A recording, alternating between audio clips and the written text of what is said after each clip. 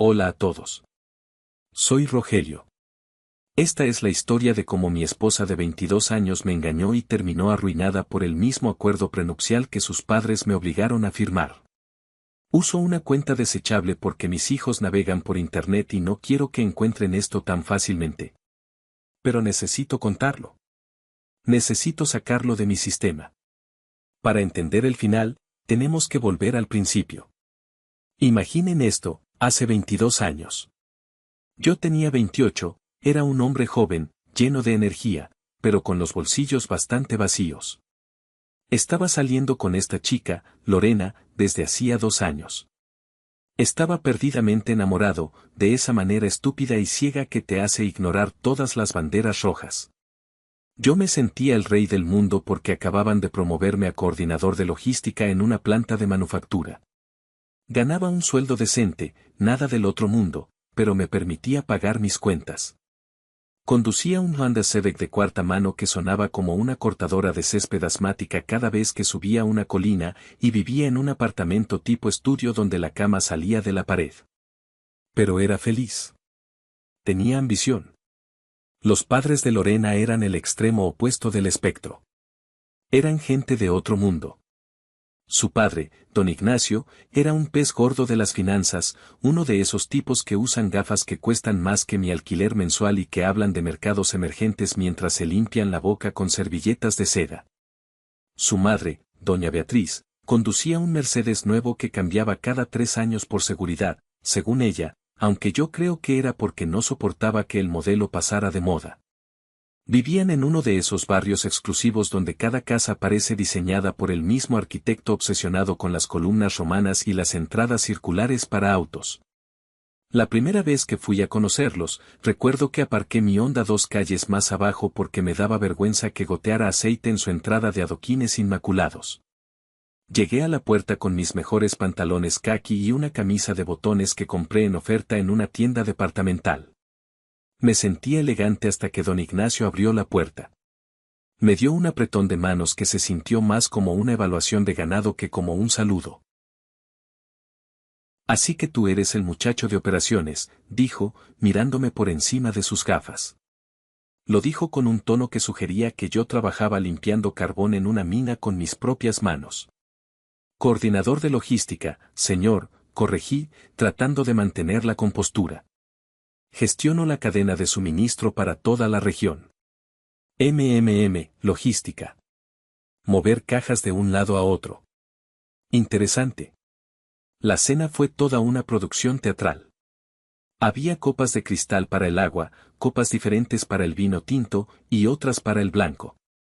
Había 3 tenedores a la izquierda del plato. ¿Quién necesita 3 tenedores? Yo estaba sudando frío, tratando de recordar cuál usar para la ensalada sin parecer un salvaje.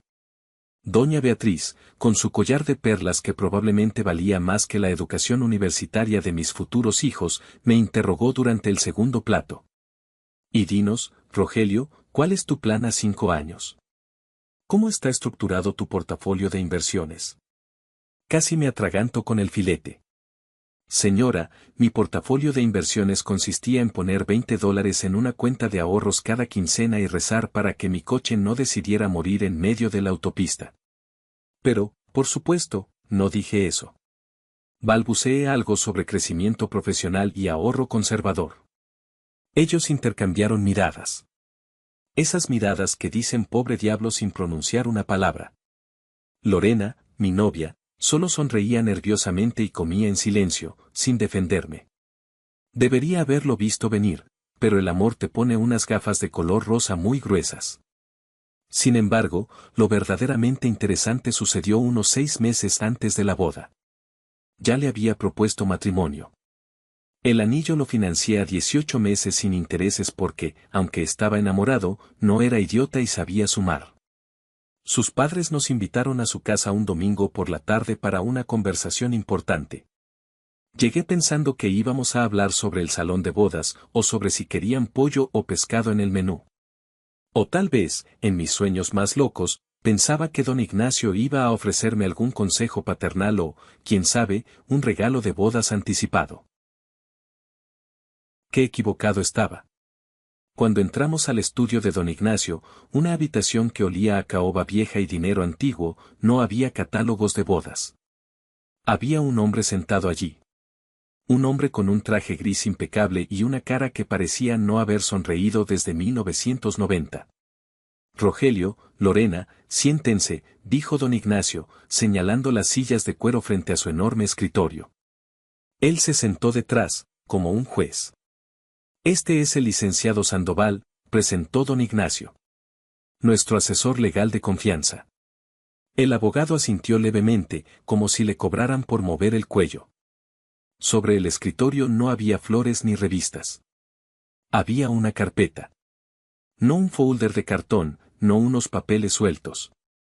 Era una carpeta de piel, gruesa, de 3 anillas, con separadores de colores y todo. Parecía el manual de operaciones para lanzar un transbordador espacial. Hijo, empezó don Ignacio, usando esa palabra con una falsedad que me dio escalofríos, quiero hablar contigo sobre la protección de activos. Es solo un buen negocio.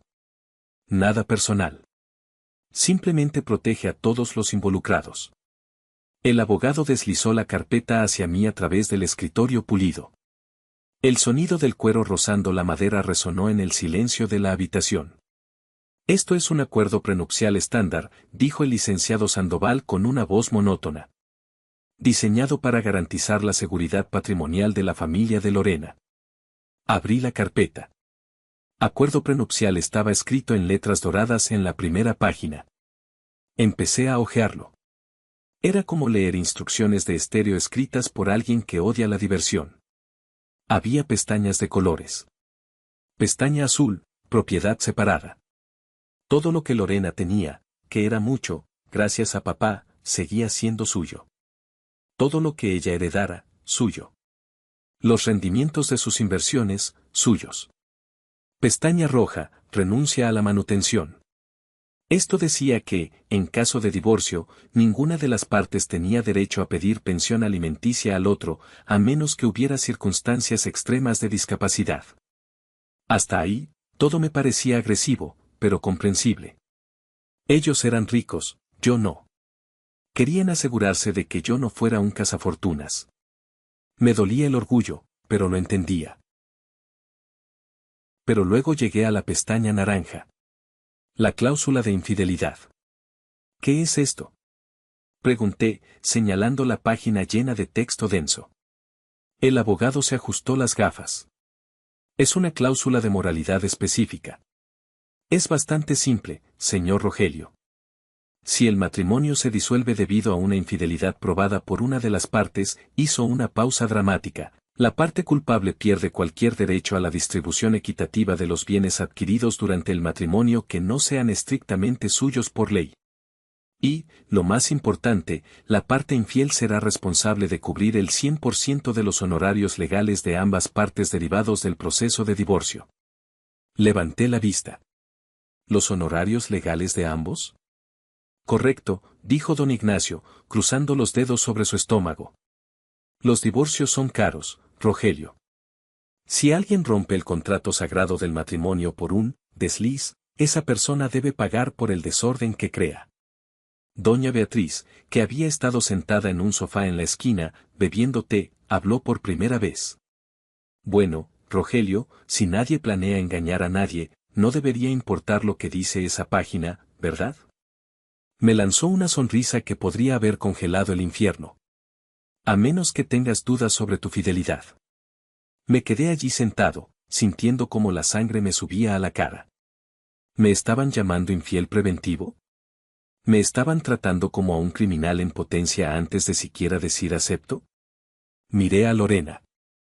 Ella estaba mirando sus manos, jugando con el anillo que yo todavía estaba pagando. Lorena, ¿tú estás de acuerdo con esto? Le pregunté. Ella levantó la vista, con los ojos un poco llorosos. Papá dice que es lo mejor, Rogelio. Es solo un papel. Sabes que te amo. Nunca vamos a necesitar esto. Entonces llegó el ultimátum. Don Ignacio se inclinó hacia adelante. Esto se firma antes de la boda, Rogelio. O no hay boda. Así de simple. No voy a permitir que mi hija entre en una unión legal sin protección. Firma, o la princesa se queda en la torre. Salí de esa casa sintiéndome más pequeño que nunca. Esa noche llamé a mi mejor amigo, Paco. Estaba furioso. Me quieren hacer firmar un contrato como si estuviera comprando una franquicia de hamburguesas, no casándome con la mujer que amo. Le grité al teléfono. Paco, siempre pragmático, me dijo, hermano, escúchame. Si estás seguro de que no vas a engañarla y no vas a robarle su dinero, ¿qué te importa? Fírmalo, cásate con la chica y olvídalo. Es solo papel mojado si ustedes son felices. Además, piensa en esto, si ellos son tan ricos, tal vez ese contrato te proteja a ti también de alguna manera si las cosas se ponen feas por culpa de ella. Me reí. Sí, claro. Como si la princesa Lorena fuera a hacer algo malo. Fui a ver a un abogado barato que operaba en un centro comercial, entre un salón de uñas y una tienda de sándwiches. Él leyó el documento y silbó. Vaya, esto es agresivo. Pero no es ilegal. Es cosa de gente rica paranoica. ¿Estás cómodo con los términos? Básicamente dice que si te portas mal, te destruyen. Pero si ella se porta mal, bueno, la ley es igual para ambos en el papel. Pensé en Lorena. Pensé en su sonrisa, en cómo me miraba cuando no estaban sus padres. Pensé que la amaba lo suficiente como para tragarme este sapo gigante. ¿Qué tan difícil puede ser mantenerse fiel y trabajar duro? Me dije a mí mismo. Lo haré. Famosas últimas palabras. Firmé el maldito libro. La boda se llevó a cabo. Fue un evento espectacular, pagado por ellos, por supuesto. Aunque sus padres controlaron cada detalle como si estuvieran planeando la invasión de Normandía. Yo quería un DJ, ellos contrataron un cuarteto de cuerdas que tocaba música que te daba sueño. Yo quería barra libre de cerveza y tequila, ellos pusieron cócteles de autor con nombres que nadie podía pronunciar. Pero no me importó. Me casé con la chica, no con la boda. Y por los primeros años, la vida fue realmente genial. No tenía idea de que esa carpeta de cuero, guardada en el fondo de una caja fuerte, estaba esperando pacientemente su momento, como una bomba de tiempo con un temporizador de 2 décadas. Nos mudamos a una casa pequeña en los suburbios. No era una mansión como la de sus padres, ni de lejos. Era una casa de 3 habitaciones y 2 baños, construida en los años 80, cuando todo el mundo pensaba que el color beige y las alfombras gruesas eran la cima de la sofisticación. Pero tenía garaje, un patio trasero para un perro que aún no teníamos y vecinos que se ocupaban de sus propios asuntos. Era nuestra. Entonces empezaron a llegar los niños. Primero Maribel, luego Gustavo 2 años después, luego Fabián otros 2 años después, y finalmente Luciana. 4 hijos en 8 años. Aparentemente, no teníamos televisión o no conocíamos el autocontrol. Lorena quería quedarse en casa con ellos, y tenía sentido. El costo de las guarderías para 4 niños habría sido astronómico. Así que yo me convertí en el caballo de batalla. El proveedor. Mi rutina se volvió militar. Me levantaba a las 5:30 de la mañana. Iba al gimnasio no por vanidad, sino porque era la única hora del día que me pertenecía a mí, solo a mí. Luego, al trabajo. Las promociones llegaron, pero no cayeron del cielo. Las gané con sangre. De coordinador de logística pasé a analista de cadena de suministro, luego a supervisor y finalmente a gerente regional de cadena de suministro. Cada paso hacia arriba significaba más responsabilidad, más horas, más dolores de cabeza, más llamadas a las 2 de la mañana porque un camión se volcó en la carretera o un envío se quedó atascado en la aduana. Yo era ese tipo que realmente leía el manual del empleado. El que maximizaba la contribución al plan de retiro, no porque amara trabajar, sino porque entendía las matemáticas. Más horas equivalía a más dinero, y más dinero equivalía a una mejor vida para mi familia. La casa se convirtió en mi proyecto personal de fin de semana. Mientras mis amigos estaban viendo el fútbol o pescando, yo estaba en Home Depot comprando madera y tornillos. Aprendí a instalar ventiladores de techo, a cambiar el suelo laminado, a arreglar grifos que goteaban. YouTube fue mi universidad de mantenimiento. Aprendí que contratar contratistas para cada pequeña cosa es la forma más rápida de mantenerse pobre. Recuerdo una vez que pasé 3 fines de semana seguidos lijando y barnizando la terraza trasera. Mis manos estaban llenas de astillas, mi espalda me mataba, pero cuando terminé y vi a mis hijos jugando allí, sentí un orgullo que don Ignacio nunca entendería con sus manos suaves de oficinista. La rutina nocturna era un reloj suizo. Llegaba a casa a las 7 u 8. Ayudaba con la tarea de matemáticas, siempre fui bueno con los números, cenábamos algo rápido, hora del baño para quien fuera lo suficientemente pequeño para necesitar ayuda, leer cuentos, y luego colapsar en el sofá junto a Lorena. Los fines de semana eran partidos de fútbol de Gustavo, clases de baile de Maribel, fiestas de cumpleaños, compras en el supermercado empujando 2 carritos llenos de comida porque 4 adolescentes comen como termitas. La refinanciación de la hipoteca fue mi obra maestra financiera. Las tasas de interés bajaron y vi la oportunidad. Teníamos plusvalía. Mi puntaje de crédito era sólido como una roca porque nunca fallé un pago en 15 años. Cambiamos de una hipoteca a 30 años a una de 15 años. El pago mensual apenas cambió, pero ese movimiento nos ahorró probablemente $100,000 en intereses a lo largo de la vida del préstamo. Ese día, llegué a casa con los papeles del banco, sintiéndome un genio.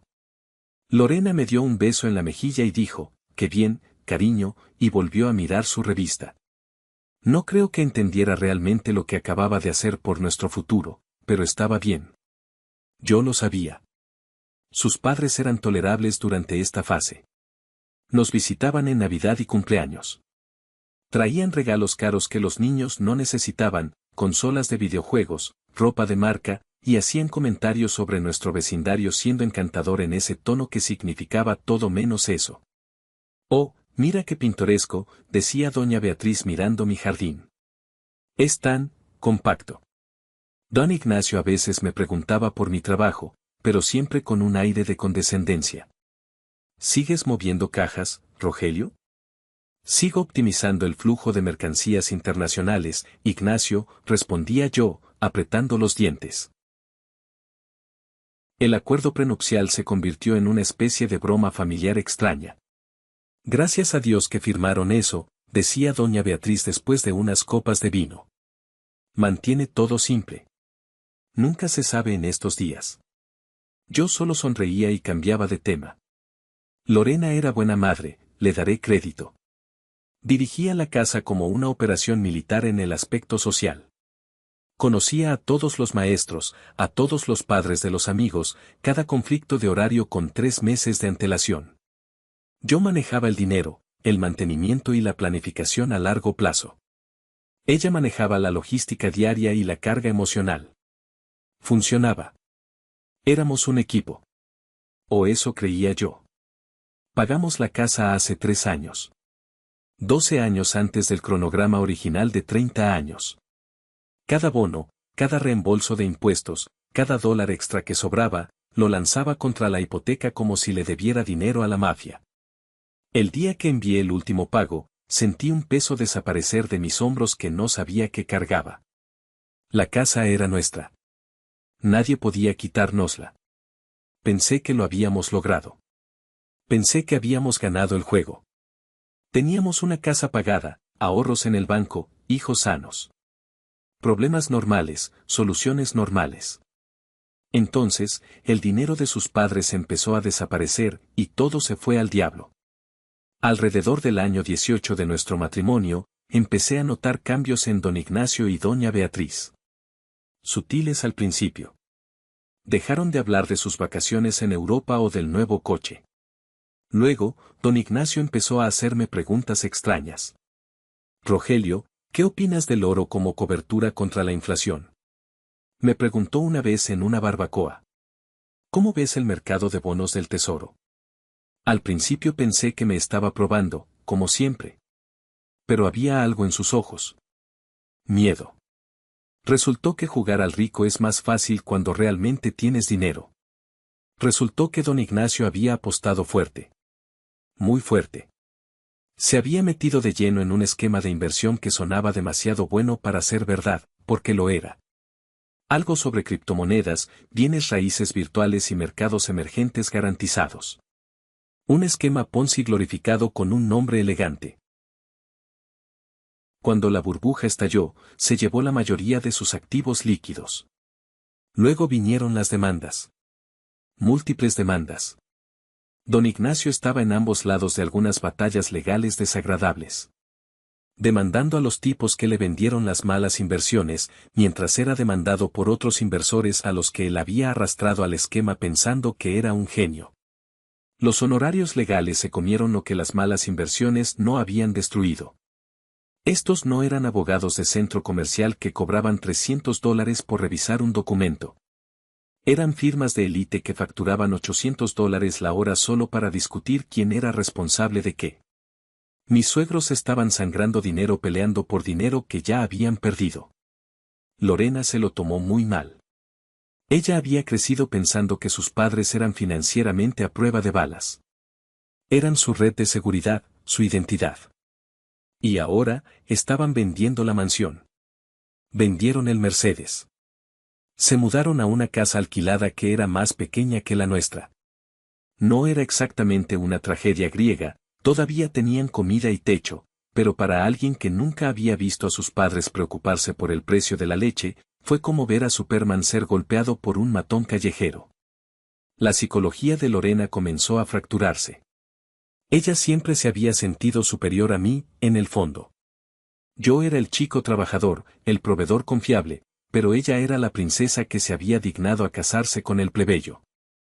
Ahora que el castillo de sus padres se había derrumbado, esa superioridad se basaba en nada. Empezó a pasar más tiempo ayudando a sus padres, lo cual entendí. Familia es familia.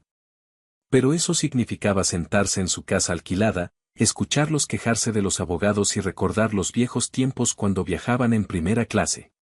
Regresaba a casa cargada de energía negativa. Empezó a criticar nuestra vida. Esta casa es tan vieja, decía, mirando los gabinetes de la cocina que yo había restaurado. Deberíamos mudarnos a algo más moderno. Lorena, esta casa está pagada, le recordaba yo. No tenemos deudas. Eso es libertad. Es mediocridad, Rogelio. Es conformismo. Mis amigos están comprando casas de verano y nosotros seguimos aquí, contando centavos.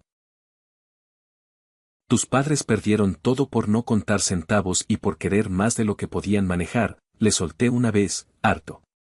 Fue un golpe bajo, lo admito. Ella me miró con odio puro. Tú nunca entenderás su mundo, me escupió. Tú eres feliz con tu cerveza barata y tu televisión. Ellos tenían visión. Simplemente tuvieron mala suerte.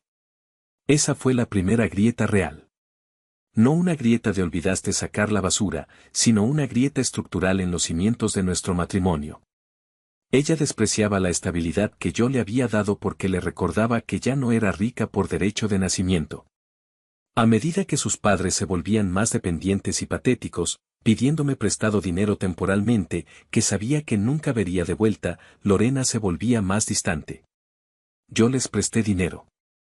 Les pagué un mes de alquiler. Les llené la despensa. Lo hice por ella, y por respeto a los abuelos de mis hijos. Pero en lugar de gratitud, recibí resentimiento. Era como si mi capacidad para ayudarlos fuera un insulto a su antigua grandeza. Y entonces, Lorena empezó a buscar una vía de escape. No podía escapar de la realidad financiera de sus padres, así que decidió escapar de su realidad como esposa de un gerente de logística aburrido. Si estás disfrutando de esta historia y quieres saber cómo el karma hace su trabajo, por favor dale me gusta al video, suscríbete al canal y deja un comentario con el nombre de la ciudad desde donde nos escuchas. Cada comentario ayuda a que este video llegue a más personas. Gracias por tu apoyo. Los niños estaban creciendo. Maribel ya estaba en la universidad, Gustavo en su último año de preparatoria, Fabián y Luciana en la secundaria. La fase de crianza intensa, de cambiar pañales y perseguir niños pequeños, había terminado. Lorena tenía tiempo libre. Mucho tiempo libre. Ahí empezó la fase de encontrarse a sí misma. Primero fue un club de lectura que se reunía durante el día. Luego clases de cerámica. Y finalmente, el yoga. Se obsesionó con el yoga y la espiritualidad. Todo eso me parecía bien. Todos merecen pasatiempos. Pero sus pasatiempos empezaron a consumir todo su tiempo. Llegaba a casa a las 10 de la noche, 3 o 4 veces por semana. La clase se extendió, decía. Fuimos a tomar un té después con las chicas. Estamos planeando un retiro espiritual. Empezó a vestirse diferente. Ropa deportiva de marca ajustada, maquillaje completo solo para ir al gimnasio. Se compró lencería nueva que yo nunca veía puesta. Es para sentirme bien conmigo misma, Rogelio. No todo es para ti. La intimidad se secó. Pasamos de tener relaciones regularmente a ocasiones especiales, y luego a casi nunca. Cuando yo intentaba acercarme, ella estaba cansada, estresada o le dolía la cabeza. O peor aún, me decía que yo no la conectaba emocionalmente. Eres tan frío, Rogelio. Solo piensas en números y logística. Necesito pasión. Necesito sentirme viva. Yo intentaba. Organizaba cenas, compraba flores. Pero en esas cenas, ella pasaba la mitad del tiempo enviando mensajes de texto, sonriendo a la pantalla de su teléfono. ¿Con quién hablas?, le preguntaba. Es el grupo de yoga. Estamos organizando el evento de caridad. Pero sus ojos brillaban de una manera que no habían brillado por mí en años. El tipo no era un instructor de yoga. Eso habría sido un cliché demasiado grande. Resultó ser Mauro. Un tipo de 50 años, divorciado, que conoció a través de uno de sus grupos de voluntariado. Mauro era todo lo que yo no era. No tenía un trabajo fijo de 9 a 5, se describía a sí mismo como consultor de vida y artista. Tenía una motocicleta Harley Davidson. Publicaba fotos en Facebook con frases inspiradoras sobre vivir el momento y romper las cadenas de la sociedad. Básicamente, un vago con una crisis de la mediana edad y una chaqueta de cuero. Pero para Lorena, que se sentía atrapada en su vida suburbana y deprimida por la caída de sus padres, Mauro era la libertad. Mauro era la rebelión. Mauro le hacía sentir que todavía era una reina, no la esposa de un gerente aburrido. Yo no sabía nada de Mauro todavía. Solo sentía el frío en mi cama y el silencio en mi cocina. Me sentía solo en una casa llena de gente. Mis hijos estaban ocupados con sus vidas de adolescentes y mi esposa estaba viviendo una segunda adolescencia. ¿Saben cómo en las películas el esposo siempre descubre la infidelidad de una manera dramática?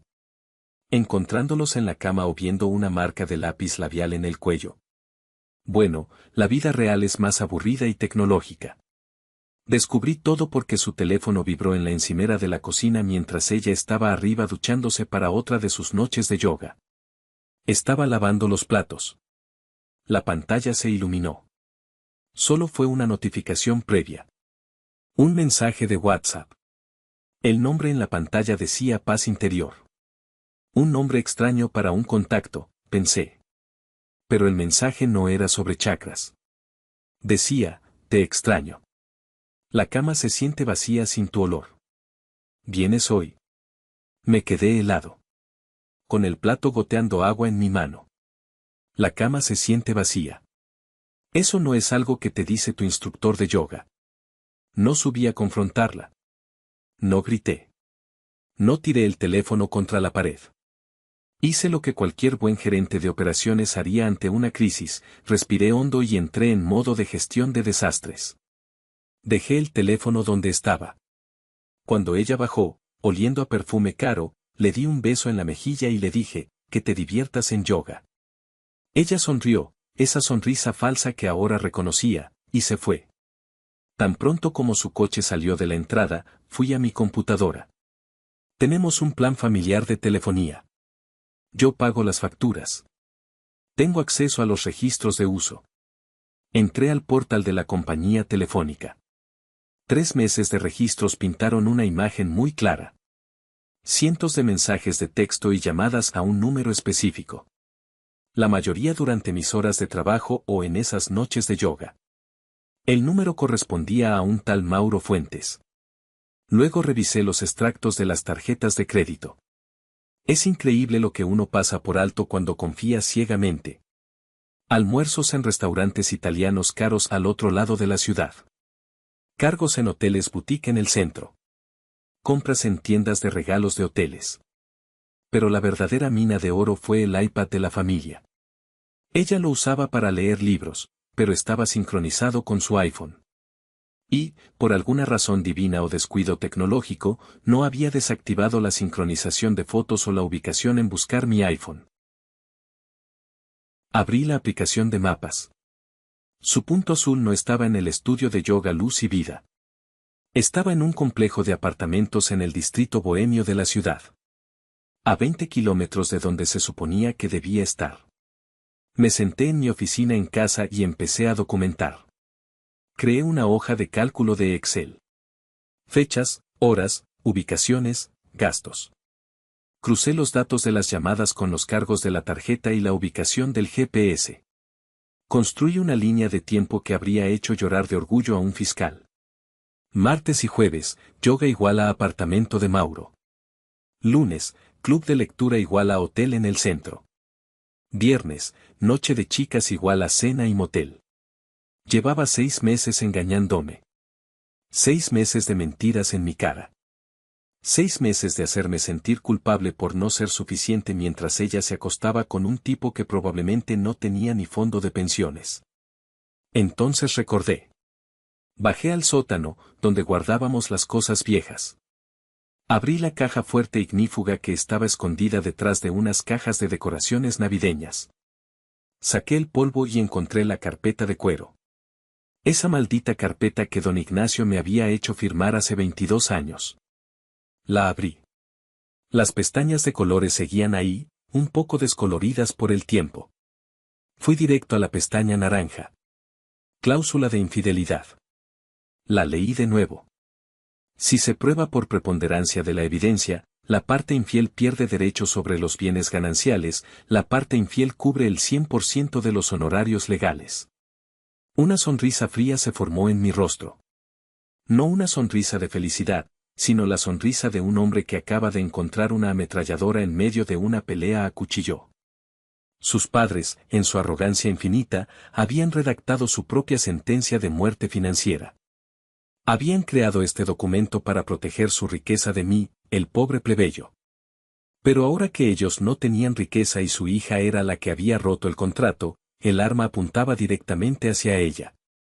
Al día siguiente, pedí el día libre en el trabajo. Fui a ver al mejor abogado de divorcios de la ciudad. No al del centro comercial. A uno de los tiburones. Le puse la carpeta y mi archivo de Excel sobre el escritorio. El abogado, un hombre llamado licenciado Garrido, leyó el acuerdo en silencio. Luego miró mi hoja de cálculo. Luego miró las fotos que había impreso del Facebook de Mauro donde aparecía la moto aparcada en los lugares donde estaba mi esposa. Garrido se quitó las gafas y me miró con una mezcla de admiración y lástima. Señor Rogelio, dijo, este acuerdo prenupcial es draconiano. Es uno de los más agresivos que he visto. Quien lo redactó quería asegurarse de destruir a la parte infiel. Fue el padre de ella, dije. Bueno, Garrido sonrió, su padre acaba de convertirse en su mejor aliado. Con esta evidencia y este contrato, podemos dejarla sin nada. Absolutamente nada. Pero hay un detalle. ¿Cuál? La manutención de los hijos y el cónyuge. El contrato dice que la renuncia a la manutención es válida solo si no hay hijos menores de edad que dependan sustancialmente. Su hija menor, Luciana, ¿cuántos años tiene? Miré el calendario. Cumple 18 años en 2 semanas. Garrido asintió lentamente. Entonces, le sugiero que espere 2 semanas y un día. En el momento en que Luciana sea legalmente adulta, la obligación de manutención automática se debilita enormemente y con este contrato, desaparece. Aguante 2 semanas más, Rogelio. Juegue el papel. Y luego, atacamos. Regresé a casa ese día sintiéndome como un agente doble en mi propia vida. Miré mi casa, mis muebles, las fotos en la pared. Todo parecía una mentira. Pero tenía una fecha. 2 semanas. Esas 2 semanas fueron las más largas de mi vida. Tener que dormir en la misma cama con ella, sabiendo dónde había estado, sabiendo que su piel había tocado la de otro hombre unas horas antes, era una tortura. Me daba asco. Pero aguanté. Seguí siendo el esposo aburrido. ¿Cómo estuvo el trabajo, cariño? Me preguntaba ella, fingiendo interés mientras tecleaba en su móvil. Bien, mucho movimiento de contenedores, respondía yo. ¿Y tu yoga? Intenso. Mi instructor dice que estoy progresando mucho en mi flexibilidad. Tuve que morderme la lengua para no gritar, seguro que sí, con la ayuda de Mauro. Empecé a mover dinero. Legalmente, por supuesto. Mis cuentas personales, mis ahorros de antes del matrimonio, todo lo que el prenupcial definía como propiedad separada, lo aseguré en nuevas cuentas a las que ella no tenía acceso. También hablé con mis hijos, individualmente, sin decirles nada específico. Solo quería tantear el terreno. Maribel, la mayor, siempre fue la más cercana a su madre. Heredó un poco de esa actitud de merezco lo mejor. Papá, mamá dice que estás muy distante últimamente, me dijo Maribel un día. Deberías esforzarte más. Ella se siente sola. Hago lo que puedo, hija, dije, sintiendo una punzada de dolor. Su madre la estaba manipulando, preparándola para ser su aliada. Luciana, la menor, era diferente. Siempre fue observadora, callada, inteligente. Noté que miraba a su madre con sospecha. Cuando Lorena decía que iba a yoga, Luciana rodaba los ojos. ¿Otra vez? Murmuraba Luciana. Nunca traes tu ropa sudada para lavar, mamá. Lorena se ponía nerviosa. La lavo en el gimnasio, cariño. Tienen servicio de lavandería. Luciana me miraba a mí, esperando que yo dijera algo. Yo solo le guiñaba un ojo discretamente, como diciendo ten paciencia. Llegó el día. El cumpleaños número 18 de Luciana. La fecha mágica.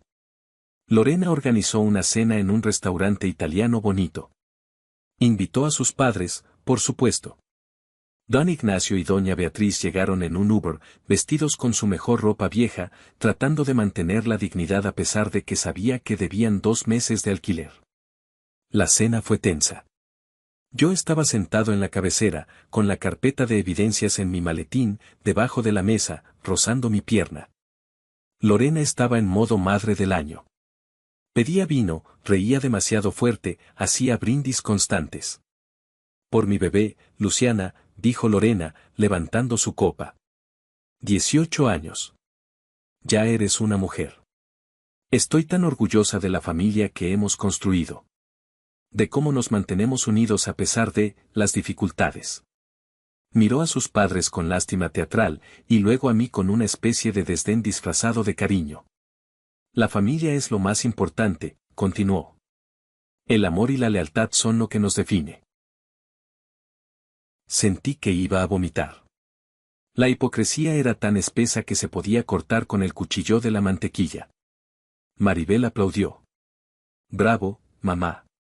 Gustavo y Fabián comían en silencio, incómodos. Ellos sabían que las cosas no estaban bien entre nosotros, pero no sabían por qué. Luciana no aplaudió. Tenía las manos apretadas en su regazo. Miraba a su madre con una intensidad que me asustó. Mamá, dijo Luciana, con voz temblorosa pero firme. Por favor, deja de actuar. El silencio cayó sobre la mesa. ¿Qué dices, cariño? Preguntó Lorena, con una sonrisa congelada. Que dejes de actuar como si todo fuera perfecto. Como si fueras la Madre Santa y sacrificada. Luciana. Intervino doña Beatriz. No le hables así a tu madre. Tú no te metas, abuela, espetó Luciana. Luego se volvió hacia su madre. Se lo de Mauro. El nombre aterrizó en la mesa como una granada de mano. La cara de Lorena se puso blanca como el papel. Don Ignacio dejó caer su tenedor. ¿De qué estás hablando?, susurró Lorena. Los he visto, dijo Luciana, las lágrimas empezando a correr por su cara. Te vi la semana pasada. Cuando dijiste que ibas al dentista. Te vi subirte a la moto de ese tipo en la esquina del centro comercial. Te vi besarlo. Maribel se levantó. Eres una mentirosa, Luciana. Mamá nunca haría eso. Le tomé una foto. Gritó Luciana, sacando su teléfono y poniéndolo sobre la mesa. Ahí estaba. Una foto granulada pero inconfundible.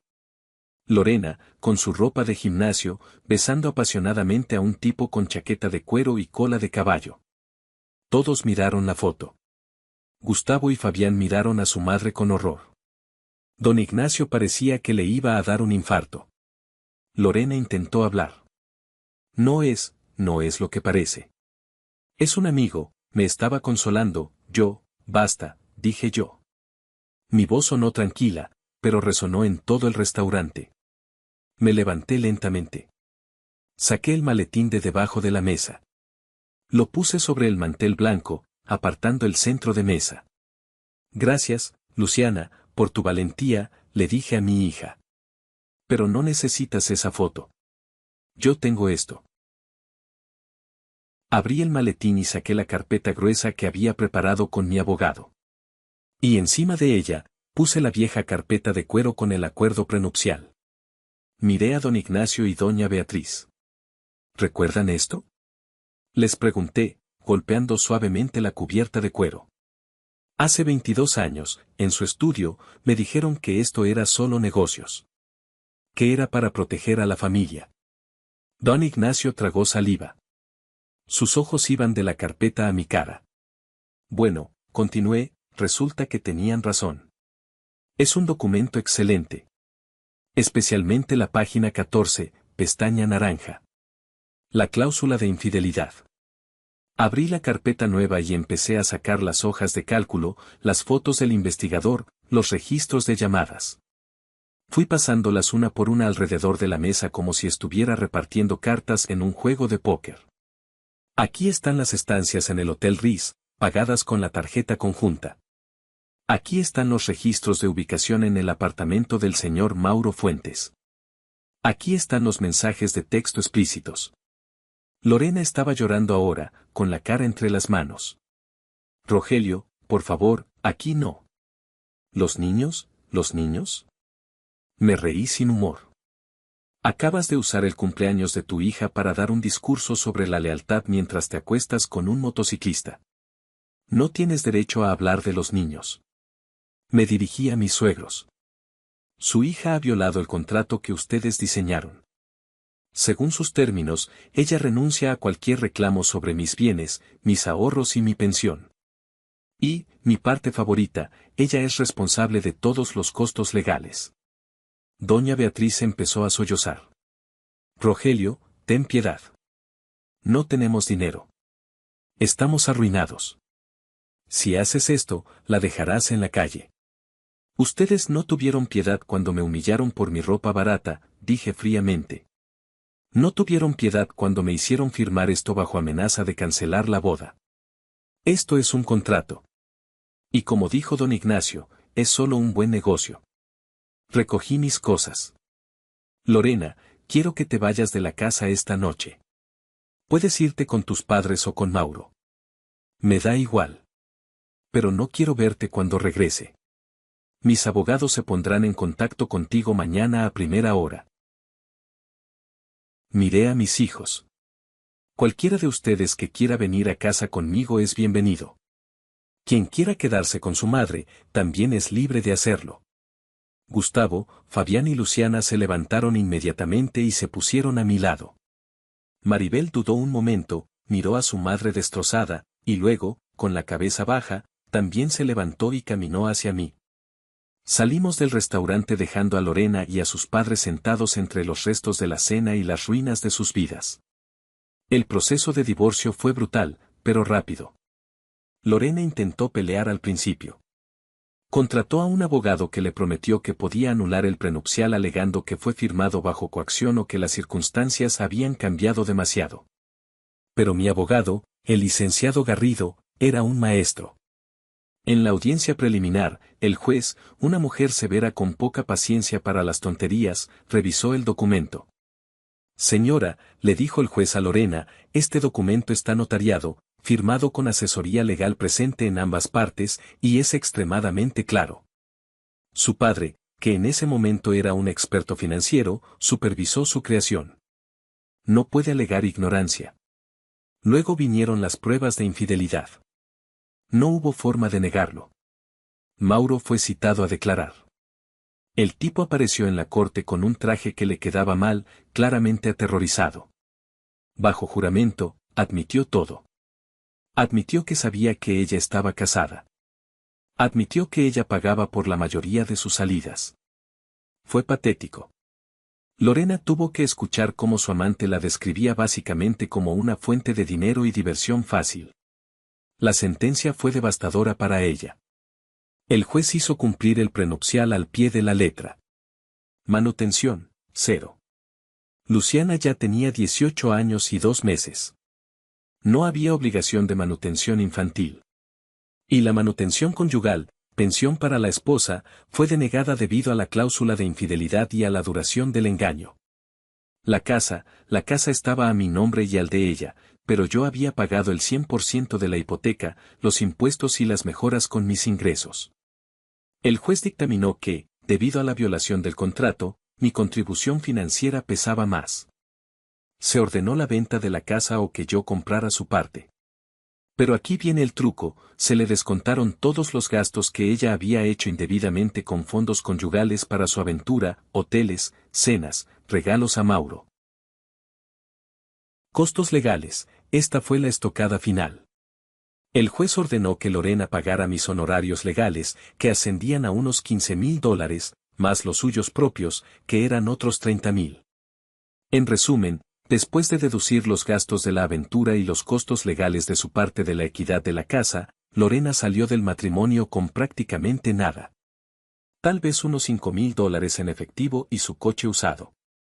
Yo me quedé con la casa, la refinancié para pagarle su miserable parte restante, me quedé con mi fondo de retiro intacto, que era sustancial gracias a mis años de ahorro obsesivo, y me quedé con mi dignidad. Han pasado 8 meses desde el juicio. La vida es tranquila ahora. Extrañamente tranquila, pero buena. Lorena vive ahora con sus padres en ese pequeño apartamento alquilado. Es un infierno especial, me imagino. 3 personas amargadas, sin dinero, viviendo una encima de la otra. Sus padres la culpan por haber sido descuidada y perder su boleto de comida, yo. Ella los culpa a ellos por haberla obligado a firmar ese estúpido prenupcial que terminó siendo su ruina. Todos se culpan entre sí, pero nadie acepta la responsabilidad. Mauro, el motociclista rebelde, la dejó 2 semanas después de que ella fuera expulsada de mi casa. Resulta que el amor libre y la rebeldía son menos divertidos cuando tu amante es una mujer de 48 años sin dinero, sin casa y con una carga emocional enorme. Una vez que se cerró el grifo de las tarjetas de crédito, Mauro desapareció en el horizonte en su Harley. Me enteré por mis hijos que Lorena está trabajando ahora. Consiguió un trabajo como cajera en una tienda de ropa en el centro comercial. Gana el salario mínimo. Es su primer trabajo real en 22 años. Mis hijos dicen que siempre está cansada y que se queja de que le duelen los pies. No me alegra su sufrimiento. De verdad, no soy un sádico. Hubo un tiempo en que amé a esa mujer más que a mi vida. Pero tampoco siento lástima. Ella tomó sus decisiones. Ella decidió que mi amor y mi esfuerzo no eran suficientes. Ella decidió apostar su familia por una emoción barata. Y perdió. Mis hijos están bien. Luciana se mudó a un dormitorio universitario, pero viene a casa todos los fines de semana. Estamos más unidos que nunca. Ella sabe que hizo lo correcto, aunque fue doloroso. Gustavo y Fabián siguen viviendo conmigo mientras estudian y trabajan. Maribel es la que más le costó. Todavía visita a su madre y trata de ayudarlos con algo de dinero, lo cual respeto. Es su madre, después de todo. Pero Maribel también ha aprendido una lección dura sobre la realidad. Yo sigo en mi casa. He vuelto a pintar las paredes. Cambié los muebles de la sala para que no se parezca al lugar donde vivía con ella. He empezado a salir un poco, a jugar al golf con Paco, quien, por cierto, no para de decirme te lo dije sobre el contrato, aunque de una manera diferente a la que pensábamos. A veces, por las noches, me siento en la terraza que construí con mis propias manos. Bebo una cerveza y miro las estrellas. Pienso en don Ignacio y su carpeta de cuero. Pienso en cómo su arrogancia y su deseo de control terminaron protegiéndome a mí, el chico al que despreciaban. Es irónico. Gastaron miles de dólares en abogados para asegurarse de que lo suyo se quedara con lo suyo. Y al final, como ya no tenían nada suyo, el contrato aseguró que lo mío se quedara con lo mío. Muchos me han dicho que fui demasiado duro. Que debería haberle dado algo, por los viejos tiempos. Que dejar a la madre de mis hijos en la ruina es cruel. Pero luego recuerdo la cara de mi hija Luciana llorando en su cumpleaños. Recuerdo los 6 meses de mentiras. Recuerdo a doña Beatriz burlándose de mi salario. Y me pregunto, si yo hubiera sido el que engañó, si yo hubiera sido el que falló, ¿habrían tenido piedad de mí? Sabemos la respuesta. Me habrían destruido sin pensarlo 2 veces, usando esa misma página 14. Yo solo jugué con las reglas que ellos escribieron. Así que les pregunto a ustedes, ¿hice lo correcto? ¿O el karma fue demasiado lejos esta vez? Gracias por escuchar mi historia. Gracias por llegar hasta el final de esta historia de justicia y karma. Si te ha gustado, no olvides darle like, suscribirte al canal Drama Familia S y activar la campanita para no perderte ninguna historia. Déjame tu opinión en los comentarios. ¿Crees que Rogelio fue justo o demasiado vengativo? Te leo.